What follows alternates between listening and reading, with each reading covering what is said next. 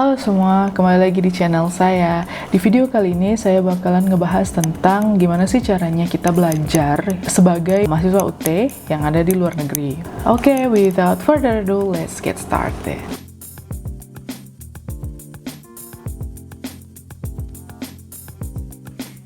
Jadi gimana sih caranya kita belajar sebagai mahasiswa UT yang ada di luar negeri secara kita nggak punya istilahnya temen sekelas yang kenal dari semester yang kemarin, karena setiap semester itu bisa beda-beda di dalam satu kelasnya dan belum tentu kita itu kenal satu sama lain, right? Saya itu by myself semuanya. Bulan depan ini di bulan Oktober, khususnya tanggal 4 Oktober kita bakalan mulai lagi tutornya, ya perkuliahannya dimulai lagi. Untuk di semester sekarang saya semester 3 sekarang, dan untuk di tahun ajaran ini UT udah start kurikulum barunya. Jadi kita pakai kurikulum baru dan there will be no TMK. Jadi tidak ada lagi TMK, itu kita cuma upload tugas doang dan itu nggak diadain lagi di tahun ajaran ini. Nah, di Tuton itu apa sih yang sebenarnya situ? Tuton itu sebenarnya bukan seperti di kelas gitu ya, online kayak webinar atau gimana gitu, enggak. Jadi ada website namanya e-learning. Itu di situ ntar kita dikasih pertanyaan setiap mata kuliah yang kita ambil, setiap minggu satu pertanyaan. Nah, pertanyaan itulah yang nanti didiskusikan. Jadi kalau ada yang jawab di bawah itu kan ntar ada yang jawab, kita bisa nge-reply student yang mahasiswa yang lain, kita bisa diskusi gitu. Kayak, Kak, kayaknya ini AI lah gitu jawabannya. Seperti itu. Bercanda ya. Yang pasti diskusinya ya relate with that topic. Kalau udah masuk diskusi, apalagi kalau ngambil mata kuliahnya yang banyak gitu ya, rasanya kalau belajarnya itu baru pas kuliah udah masuk gitu, rasanya tuh ketinggalan banget gitu. Nah, jadi daripada ntar kita beribet gitu ya, udah mau ujian tapi kita belum baca modul apa segala macam. Jadi kalau saya ya, cara belajarnya saya itu pertama setelah registrasi kita itu bisa buka buku-bukunya di bahan ajar digitalnya. Tapi kalau misalnya kemarin registrasinya agak telat, nah kita juga masih bisa buka di RBV, perpustakaan digitalnya UT. Di situ kita bisa baca buku yang relate with our subjects. Cara belajarnya, kalau baca buku semodul-modul itu kayaknya agak kurang masuk gitu ya. Karena itu kan buku banyak banget pagesnya kan, like one book could be 9 modules. Every module has 2 kegiatan belajar. Nah, setiap kegiatan belajar bisa 10 pages or less or more, like it depends. Jadi udah banyak kan gimana cara bacanya yang sebanyak-banyak itu dengan kita punya kerjaan lain seperti itu kan. Jadi kalau saya bacanya itu biar istilahnya nyangkut gitu ya yang dibaca. Jadi saya baca dulu tes formatifnya. Tes formatifnya itu kan mesti dijawab tuh. Jadi cari jawaban sekalian ngebaca isi buku. Nah, seperti itu. Jadi oh ya ini gitu. Jadi kalau cuma baca gitu yang ada kalau saya ya ngantuk dan tidur.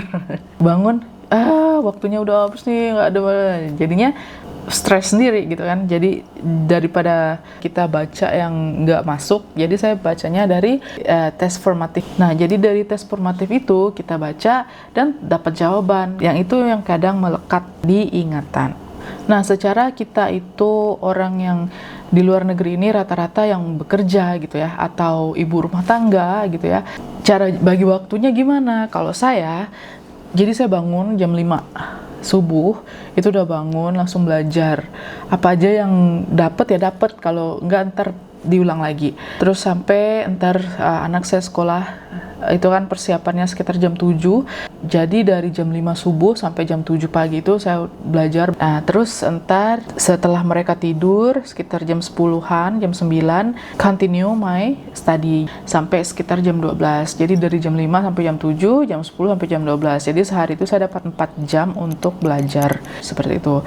Jadi kalau subjek yang istilahnya cuma theory gitu ya, yang kurang ada hitung-hitungannya, mungkin kita lebih cepat untuk ngebaca terus jawab formatifnya gitu ya, understandingnya agak lebih cepat.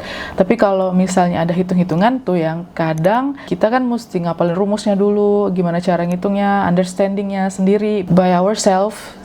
Jadi itu agak makan waktu. Nah, maka dari itu kita mesti startnya dari setelah kita registrasi gitu ya. UT kan liburnya lama tuh ya. Misalnya ujiannya dari bulan Juni gitu kan sampai bulan Juli, ntar Agustus whole month, September whole month itu kita nggak ada perkuliahan.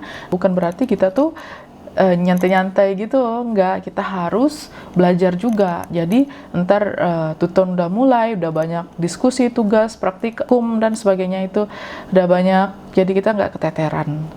Jadi kalau kita mahasiswa UT luar negeri, unfortunately kita nggak dapat buku fisiknya, buku cetaknya itu kita nggak dapat. Jadi tapi kalaupun mau kita bisa beli. Ada websitenya namanya Toko Buku Online Karunika. Nah di sini kita bisa beli buku cetaknya yang akan dikirimkan ke alamat kita di Indonesia.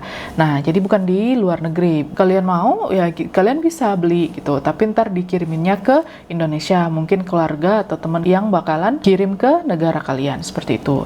Nah, for me, that's a little bit ribet ya. Too many things to do. Saya lebih ke PDF. Nah, jadi bacanya di PDF aja, di komputer. Tapi kalau yang punya iPad atau seperti Kindle, itu bakalan lebih memudahkan lah ya kayaknya. Tapi kalau di HP sih, itu terlalu kecil bacaannya. Saya masih old school ya, yang masih mencatat apa yang perlu, apa yang penting gitu. Jadi, saya catat. Daripada diketik, saya lebih suka mencatat pakai tangan. Baca aja dulu poin-poinnya. Terus, ini tuh tentang apa sih sebenarnya? Dari poin-poin itu juga kita udah bisa meraba-raba lah apa ini gitu kan. Terus ntar dari formatif itu yang kita baca seefisien mungkin dari poin-poin itu terus ke formatif, terus dicari jawabannya.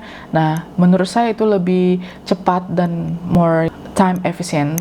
Kalau kalian bingung ya waktu belajar sendiri gitu kan, bingung nggak bisa jawabnya, terus nggak dapet jawaban di semua situs atau gimana gitu, don't hesitate untuk nanya ke dosen gitu. Never hesitate to ask your teacher gitu ya, karena siapa lagi gitu yang kita harus tanya, pasti dosen kita, guru kita gitu. Nah, cara nanyanya juga bisa di kolom komentar di diskusi itu, dan bisa juga kita teks dia atau chat dia gitu ya, atau bisa kalau dia memberikan alamat email, kita bisa email juga. Nah, saya sekarang punya 8 mata kuliah yang harus dijalani tuh di semester 3 ini. Nah, saya ngebaginya kalau saya bisa semua 1 minggu 1 buku harus diberesin kalau bisa. Tapi kalau misalnya nggak bisa, ditambahin lagi hari-harinya. Nah, saya misalnya di sini punya mata kuliah jaringan komputer. Nah, di jaringan komputer ini 3 hari saya selesai 1 buku. Honestly ya, saya bacanya nggak yang satu line by line. Saya baca bukunya itu dari formatif tadi. Nah, dari formatif itu kita kan nyari jawaban tuh. Nah, dari nyari jawaban itulah kita baca semuanya seperti itu. Nah, dalam waktu 3 hari, saya udah selesai 1 buku. Tapi kalau yang kayak ini metode statistika, ini ya, ini butuh sampai sekarang juga baru ke modul 5. Ada materi integral yang mana saya belum belajar, atau saya udah belajar di SMA tapi saya lupa gitu ya. Di mata kuliah itu namanya pengantar statistika, dia ada integralnya. Jadi saya harus belajar integral dulu kan. Nah, itu kan time consuming belajarnya dari YouTube obviously, karena kan lebih mudah gitu ya kalau ngelihat visual gitu kan. Dan satu lagi yang paling penting, jaga kesehatan. Jadi jangan sampai kecapean karena belajarnya itu kita mesti sendiri. Kalau udah capek, sakit, kapan lagi kita mau belajarnya? Terus harus di break gitu kan ya, karena kalau kita sakit kan nggak bisa belajar. Jadi break berapa waktu, dan itu juga making the progress slower than it's supposed to be gitu ya. Kalau bisa dapat temen yang satu angkatan dan satu major ya yang sama, nah bisa belajar sama-sama. Tapi kalau nggak bisa ya udah, kita nggak ada pilihan lain. Tapi kalau masih bisa menemukan teman yang walaupun tempatnya tidak sama dengan kita, tapi satu major dan satu angkatan, ya that's even better. Jadi kalau kita mahasiswa UT luar negeri, lebih baik kita belajarnya itu dari kita selesai registrasi, langsung belajar. Jadi jangan menyia-nyiakan 2 bulan yang kita punya itu dengan tidak belajar sama sekali. Kalau bisa 1 buku itu 1 minggu atau 2 minggu gitu, dihabisin semua. Jadi pas tutonnya ntar dimulai, kita bisa langsung jawab apa-apa yang ditanya dan belajar lagi, mengulang lagi yang udah kita pelajari. Jadi state-nya udah jadi mengulang yang udah kita pelajari. Jadi bukan kita ngebuka lagi nih jalan baru gitu kan jadi lama lagi. Tapi kalau udah tinggal ngulang apa yang udah dipelajari itu kan lebih cepat gitu kan ya. Kalau ntar ada pertanyaan juga langsung bisa ditanyain ke teachernya, jadi cepat gitu. Kita mesti manage our time by ourselves yang sebisa mungkin, seefisien mungkin kita bisa menyelesaikan 1 buku gitu ya.